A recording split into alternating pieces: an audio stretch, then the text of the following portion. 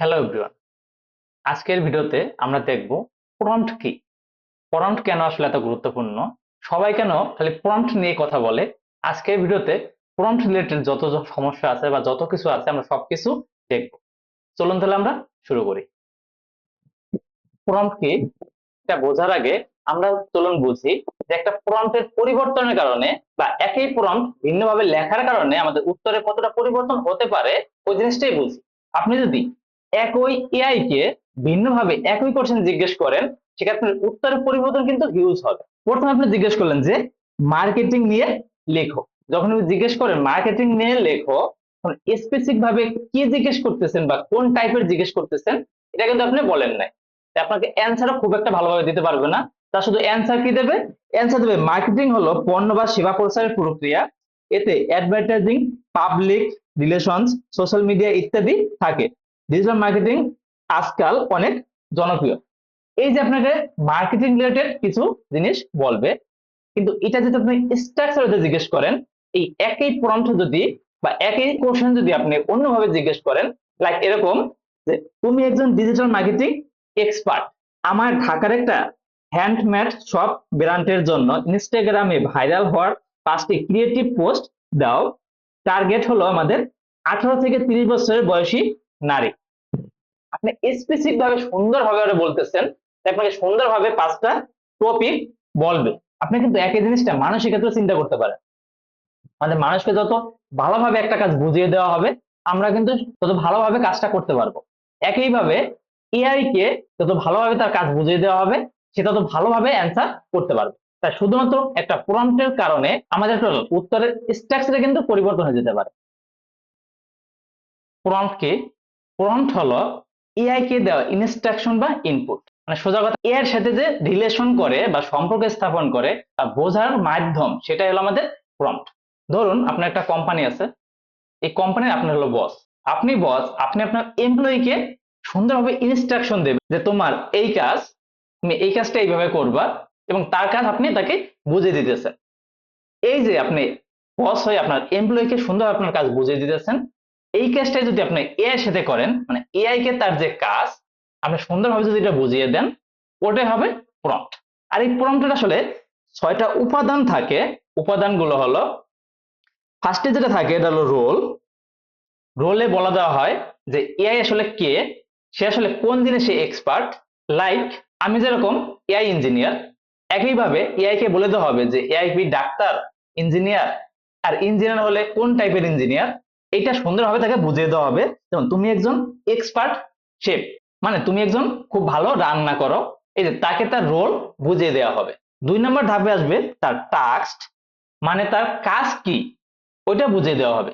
এরপর 3 নম্বর ধাপে থাকবে কনটেক্সট, মানে আমার কাছে কি কি আছে ওই জিনিসটা তাকে দেওয়া হবে। এবং 4 নম্বরে থাকবে ফরম্যাট, মানে সুন্দরভাবে একটা ফরম্যাট আমরা দিয়ে দেব যে তুমি এই ফরম্যাটে আমাকে অ্যান্সারটা দাও। দেন 5 নম্বর থাকবে অডিয়েন্স, আমি আসলে এই কাজগুলো কাদের জন্য করতেছি বা কোন বয়সের লোকজনের জন্য করতেছি, তাকে সুন্দরভাবে জিনিসটা বুঝিয়ে দিতে হবে। এবং ফাইনালি যেটা থাকবে সেটা হবে কন্টেন্টস, মানে স্পষ্টভাবে বলে দিতে হবে যে আপনি এত ওয়ার্ডের মধ্যে অ্যান্সারটা আমাকে দেন, অথবা আপনি কোন ভাষায় আমাকে অ্যান্সারটা দিবেন। এই জিনিসটা তাকে সুন্দরভাবে বুঝিয়ে দিতে হবে। তাহলে আসলে এই 6টা উপাদানের মাধ্যমে আমাদের একটা প্রম্পট তৈরি হয়। তাহলে আমরা যদি একটা পারফেক্ট প্রম্পট দেখার চেষ্টা করি, সেক্ষেত্রে প্রম্পটটা আসলে কিছুটা এরকম হবে। এখানে ফার্স্টেই বলা হবে যে তুমি একজন সিনিয়র সফটওয়্যার ইঞ্জিনিয়ার, এখানে স্পষ্টভাবে তার রোল ফিক্সড করে দেওয়া হবে। আর যে আসলে পাইথন এক্সপার্ট, তারপরে বলা হয়েছে আমি একজন বিগিনার, আমার প্রথম পাইথন স্ক্রিপ্ট শেখার।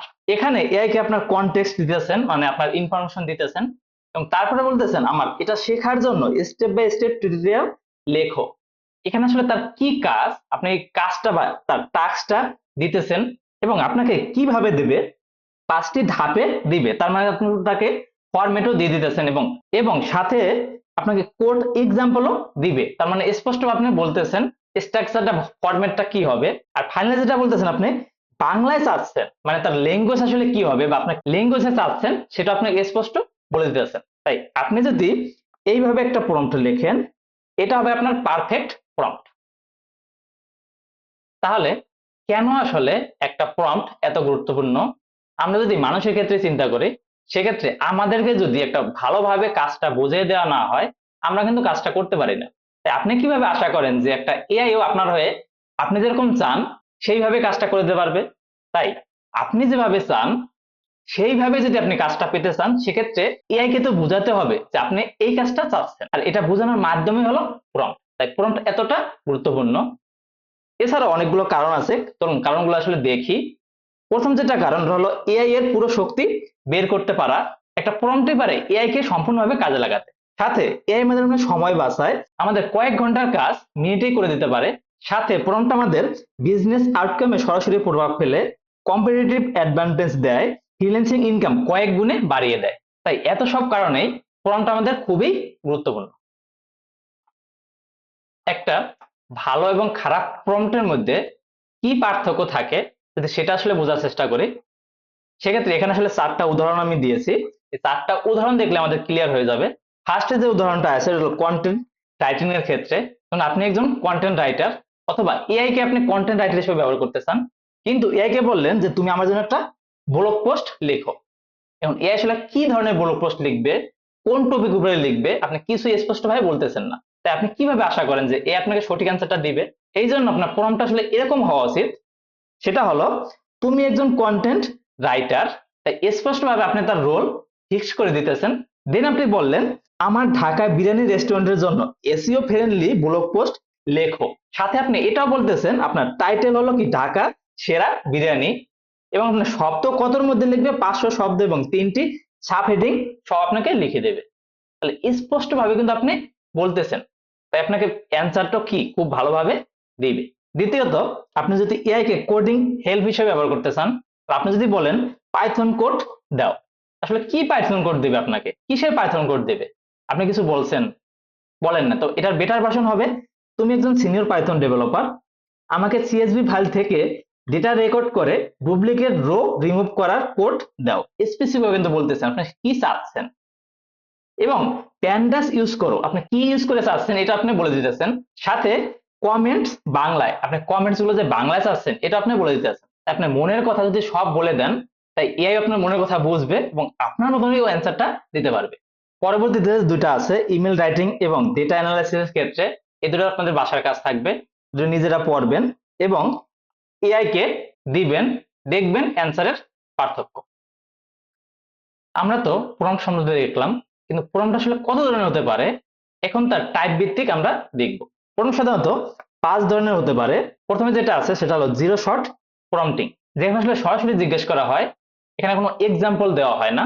যদি একে আপনি সরাসরি জিজ্ঞেস করেন যে এই প্যারাগ্রাফটা সহজ ভাষায় লেখো, যার সাথে আপনি টপিক দিলেন এবং ওই টপিক সম্পর্কে লিখতে বললেন, এটা হবে জিরো শর্ট প্রম্পটিং।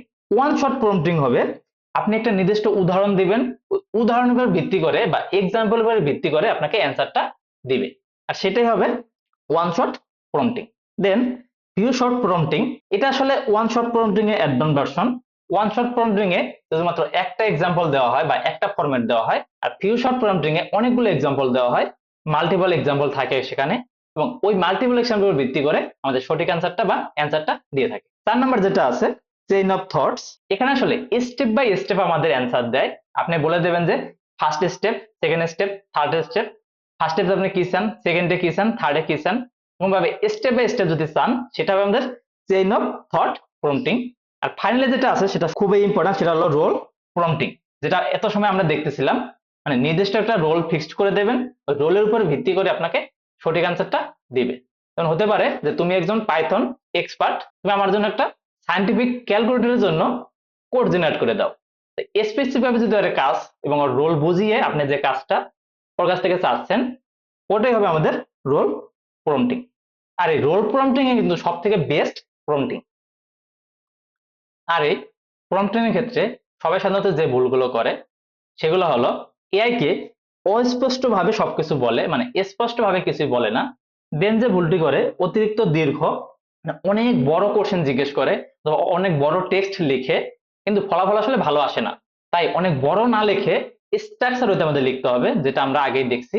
দেন যে ভুলটা তারা করে সেটা হলো রোল ভুলে দেওয়া, নির্দিষ্ট করে এআই কে বলে দেয় না যে তুমি আসলে এইভাবে এক্সপার্ট বা এই কাজে এক্সপার্ট, ধরুন আমি একজন ইঞ্জিনিয়ার, আমাকে যদি বলা হয় তুমি ডাক্তারি কাজ করো, সেক্ষেত্রে তো আসলে হবে না। তাই স্পষ্টভাবে তার রোল ফিক্সড করে দিতে হবে এবং ওই রিলেটেডই তাকে জিজ্ঞেস করতে হবে। 4 নম্বরে যে ভুলটা তারা করে সেটা হলো ফরম্যাট না বলা, স্পেসিফিক কি ফরম্যাট আপনি চাচ্ছেন ওটা যদি না বলে দেন।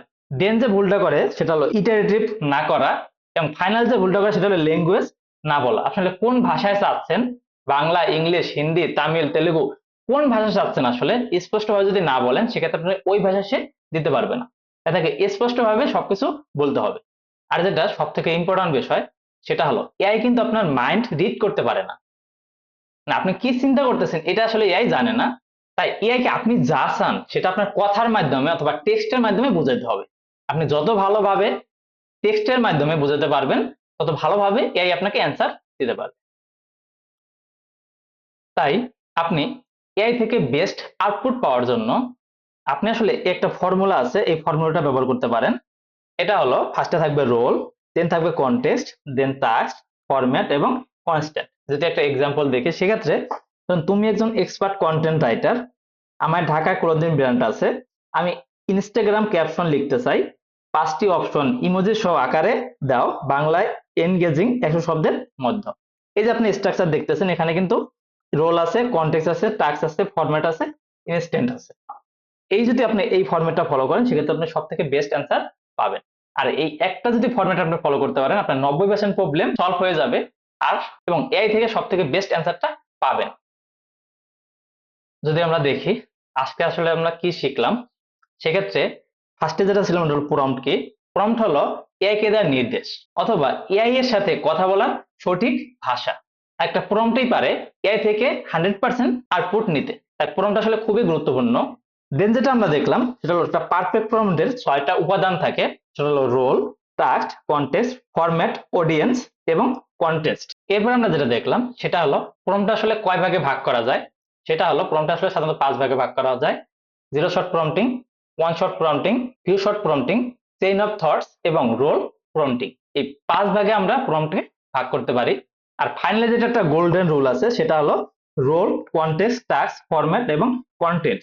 এই স্ট্রাকচারটা ফলো করে বা এই ফর্মুলাটা ফলো করে আপনি যদি এআই কে কোনো প্রম্পট দেন, এআই আপনার জন্য সব থেকে বেস্ট অ্যান্সারটা দিবে। তাই আপনি আসলে চিন্তা করুন, আপনি কি এআই থেকে বেস্ট অ্যান্সার পেতে চান নাকি এআই থেকে ভুলভাল অ্যান্সার পেতে চান?